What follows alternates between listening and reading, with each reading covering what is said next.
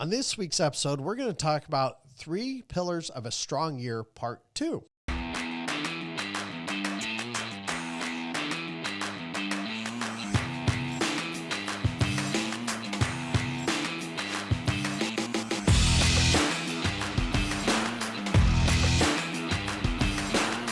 Hello, everyone. Welcome back to this week's episode. I am Chad Owen. This is Caleb North, and I'm just going to leave it at that. Every year I have an explanation of who, or every time I have an explanation of who he is. Every year. Man, I've known you for a long time. I know it. God, I knew you when you Since were 2012. when you had 3 hairs on your chest. I don't have many. I don't have many more. Okay, so part 2. First one, a decade later. Yeah, a decade. Still, Last year was the mark of a decade. You don't even match the tree rings, man. I know. It's like you should at least be up to 10 now. I know. I was thicker back then too. Yeah, that is true. So I've actually done the opposite of the tree rings. That is true.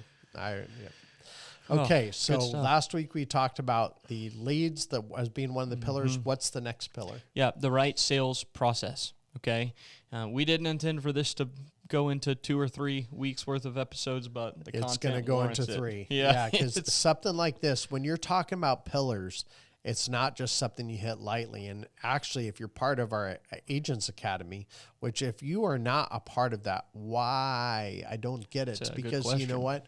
There's so many people in other industries that spend tens of thousands of dollars on education. And our industry, for whatever reason, for the majority, like, well, I don't want to spend, I'm just barely getting by. College isn't cheap. And I'll assure you, I'm not going to get on in front and talking to you and start talking about my political viewpoints and what you need to believe. I'm going to talk to you about this is annuities. This is what we do. This is how we help people. I don't have some agenda behind that. This is straight education. So go on to rragentsacademy.com. We have any level anybody could afford, and I assure you everybody could afford at least one of the levels. Why? We're just literally in a 15 to 20 minute podcast. We're telling you 3 pillars, but we have complete back-end exact explanations of how I do that, not only supporting documents that go with that, the exact documents I use in appointments. Yeah. And that is not a shameless plug. Oh, it is a shameless plug. Yeah, it's shameless. Yeah, I have no shame whatsoever in this. We spend hours and hours, and one of our partners actually they run one of these very large Facebook pages. And man, I respect him so much because he says what I think a lot of times, but he actually says it. And he goes, if you want something I'm producing for free, then you imply that I have no value and my time has no value. And I'm sitting there going, hanky waving. I mean, it was so awesome because that's true. 18 years plus, I've been actually 18 and a half years now. I've been doing this, and if you want everything for free, that means I have no value and my time has no value. And we spend so much time and your time. Yeah, sure. I mean, we take care of this. I mean, it's clearly a lot less valuable. I mean, hello. Yeah, 3 chest hairs. 3 hairs versus... No, I'm not at Sasquatch levels, but see, once Maybe again... someday you'll get there. No. I'll do the whole... Dude, I'll walk through fire before that happens. Let him walk across these coals. But, boy, how we get sidetracked so easy. But we spend so much time outside of me just running appointments of this is what we need to talk about. Caleb comes up with these topics, and it's funny because he goes, I got 3 pillars, and we're going to do this week's podcast. I'm like, oh, no, this one is definitely going more because pillars have to be stable. Right. They need to be rock solid because the only thing a pillar is used for, of course it's decorative. But the pillars we talk about are for structure, for stability, to build something on it. Yeah. I mean, I've watched people build houses before and then put the pillar on this house and they'll go to knock down that overhang and then entire overhang will come down. But then they have some pillars that look really pretty and you knock them down and they weren't supporting. Right. We only want to deal with supporting pillars here. This is not for show. This is not for decoration. This will help you be successful in this business. That's right. So, pillar 2. The right sales process. The right process is what you do and how you do it. Yes. Okay? You can do the right thing the wrong way, and it's wrong. Yes. Just like the wrong thing at the right thing at the wrong time is the wrong thing. Right. Huh. Interesting. Yep. Say that again. You can do the right thing the wrong way, and it's wrong. So give me an example of the right thing the wrong way. Okay, you've got a client that needs an annuity. You sell the annuity based on fear. Good job. It accomplishes the same thing. It's just the way you got to that is wrong. I just tried to stump the chump with you. And you I had passed. to think. I paused a little longer than you do usually. That was a long pause, man. In your head, you're going fight, flight, or freeze. Okay, I'm going to freeze for a moment, and then, okay, let's fight. Yes. And I could actually see your eyes going, the wheels turning panic. But you had it in there. I knew you had it in there. Somewhere deep in the archives. But it came out. That was a good response. I'll add that if leads are like the fuel to your car, the process is what will determine fuel efficiency. Okay? Now, Chad drives a big red truck for fun, not for fuel efficiency. Not for fuel efficiency. But his sales process is for fuel efficiency. 100%. You have to know what you're bringing clients into. Okay? You have to lead the process. Agents that expect their clients to lead themselves to the deal are not going to write business. You mean I can't go up there and go, I got 3 different annuities. You choose. I'm the expert, but you choose which one you think is best. That's a cop-out, man. Yeah. It's like you find out, you go through the process, you find out the problem, and you find the one that's going to be the best solution. You don't tell the client, you pick which one you think is best. If you're an expert, you're going to... Now, it's not a treatment, okay? Now, if I have cancer... and the doctor proposes different treatments based off of the side effects, that's one thing. But if the doctor goes, this is the one you use to get rid of this type of cancer, but you pick between these other 2, these at 3, and you tell me which one you want. No, the one that's going to work, that's the one I want. You know, it's not a treatment. This is a solution. There's a big difference. We're not asking, we already know the symptom. Right. So if you know the client wants income, pick the best income. If the client wants income with some death benefit, pick that. If the client just wants straight death benefit or just a straight index, then pick that. But don't go in there, present multiple, and ask the client to choose. I agree wholeheartedly. I've had some real serious conversation with agents about that same topic, and it amazes me. I think they do it for the... That's an example of doing the wrong thing for the right reason. Yeah. Okay? So what would be the right reason for that? Well, I think the reason that they take it out is... The reason is they want their client to choose. They want their client to be on board. They want their client to be confident in the thing. But that's not the right reason. I'm saying they're doing the wrong thing for the right reason. It's the antithesis of what we were talking about earlier when we were talking about selling the product the wrong way. Yeah. It's like inverted because you take 3 out there, they're looking to accomplish what you accomplish in that it's you tell clients all the time, this is your decision. Yeah. It affects your retirement way more than it affects mine. I assume that agents that take out multiple products are trying to accomplish that same thing. They're just doing it the wrong way. Well, a lot of times, and that makes sense because you want the client to have the full say in what is done. But I have flat out multiple times in the appointment weekly tell you're wrong. That's not how this works. Right. You know, I have no problem with that. Now I say it with respect and I'm not a jerk about it. Sure. But I'll say, you know what, that's not how this works. That's not what it does. And, you know, because people have these perceptions about annuities and they say, well, yeah, but your annuities have high fees. No, that's a variable annuity. That has high fees. Now, am I telling them to buy or not to buy a variable annuity? No, I'm just saying that is a variable annuity. They have higher fees. And that's a fact. I mean, the highest annuity product that I know of with a rider fee, I think is 1.5%. I think that's the highest. Do you know of any with an income rider? Over 1%? Yeah. I know some over 1%. But over 1.5. Oh, no. Yeah.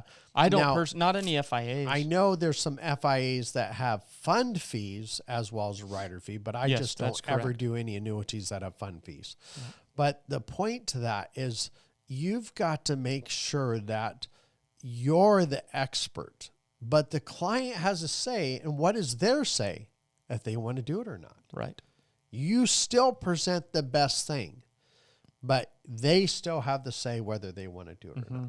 I think oftentimes, too, multiple products get used by agents that didn't do good fact-finding. So they're like not quite sure what their client is actually needing or what the client's looking for, and so they take multiple options to hope that they have it somewhere in those three. Or they call their marketer and say, hey, give me the top 3 products, and I want illustrations for each of them. Oh, by the way, send me the brochures for these 2.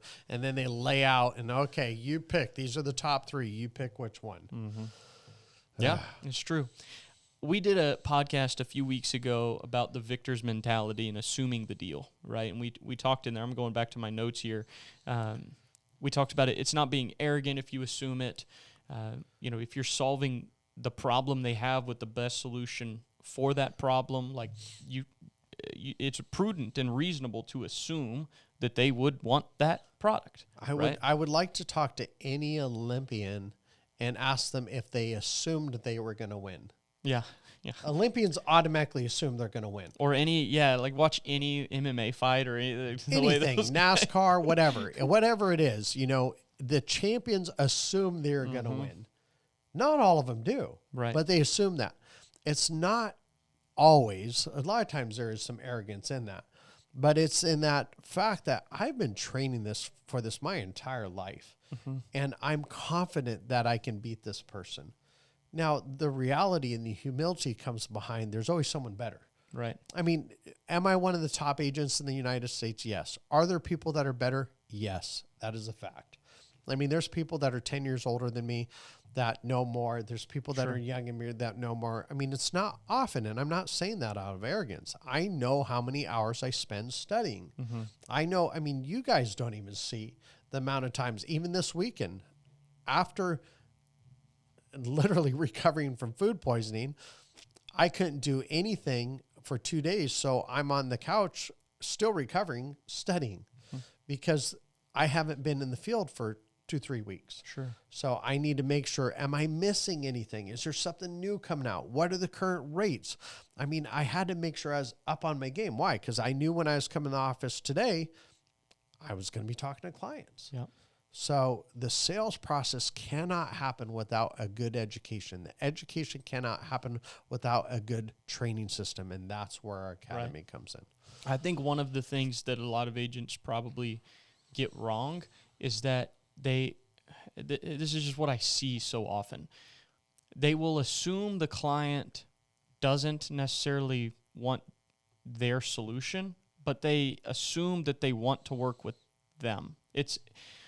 What I mean is like the agents that I've talked to, and I've literally at this point in my career, it's thousands of agents that I've talked to on the phone. It seems like they have this automatic expectation that the clients are wanting to work with them, but not necessarily with their solutions. Especially if you get a lead, because if you got a lead, they automatically are going to sign up for you the second you walk through the door. And that's what I'm referring to. It's kind of that mentality. Yeah. It's like if you have a lead system, because I can't tell you how many times people have said it was called a ride along back in the day, and they would run appointments with me, and I would actually have them make calls with me, and so they would hear everything I did. And they go, "Wow, there's people that didn't even answer the phone. There's people that you talked with that just today." Right. I called them. He submitted the lead on Saturday. Right. $350. Submitted the lead on Saturday. I called him on Monday. Yeah, I decided I don't want an annuity now. The lead said annuity. It was all about annuities. And then they decided they didn't. Did I go ask for a refund? No. Our last podcast, I talked about that. Yeah. But you know what? We just need to have the lead, get in front of the client, have the right system, the right process, make sure we're doing everything we need to do to help that client. I noted this down because this is kind of to go back to what I was talking about. Expect that leads, like the people that you get in, are not looking for reasons to do business with you. They're looking for reasons not to. And you need to not give them any reasons not to. And part of that is having a good process, because when you have a poor process, there's a perfect reason for them not to do business with you. They may still be looking for an annuity. They just don't want that annuity with you because your process is stinky. This all comes down to relationship. When I meet with someone, I'm looking at reasons not to be friends with them instead of reasons to be friends with them. because I'm literally, what could be the red flags in this new relationship? Now, once I'm with that person and I'm either committed in a strong friendship, or my wife, which I'm married to, I am no longer, once I am married and once I am committed to that friend, I no longer look for reasons not to be with him. I look for all the reasons to be with him. So did you catch the shift there? In the initial fact-finding part of the relationship, I'm looking for the red flags. What are the reasons not to be with you? But once I'm committed, that is no longer ever in my thought process. It's always, why do I want to be with you? And that's all I focus on. And so the clients are doing the same thing when they're trying to find their financial. They want someone to have a commitment with. They want someone they can trust. They can make sure they're doing the right thing. But that first conversation and those first interactions, they are looking for the red flags. Why? They've been burnt so many times.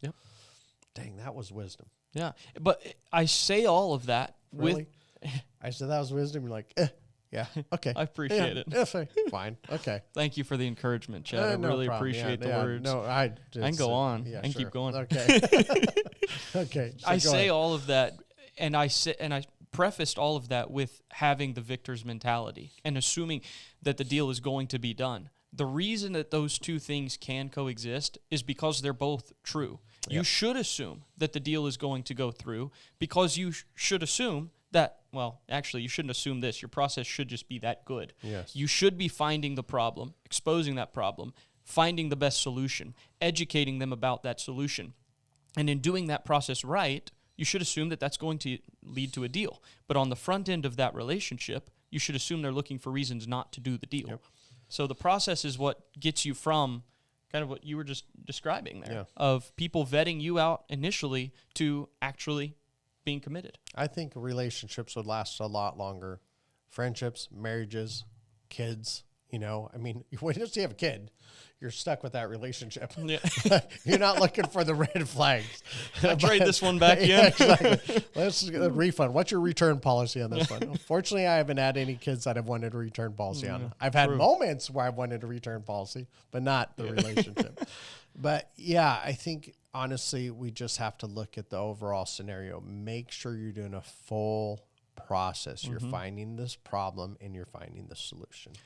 And I've said this 100 times if I've said it once, treat the annuity as the means to the end, not the end itself. Meaning, if you go in there and you're just selling about the great features of the product and not what those features actually accomplish, that doesn't mean anything. So the annuity is just the means to the end. Your process, it should be simple and it should be efficient. Perfect. Yeah. Well, I think now we're going to be moving to part 3. So next week we'll hit part 3. I hope this helps you. Have a great day and happy selling.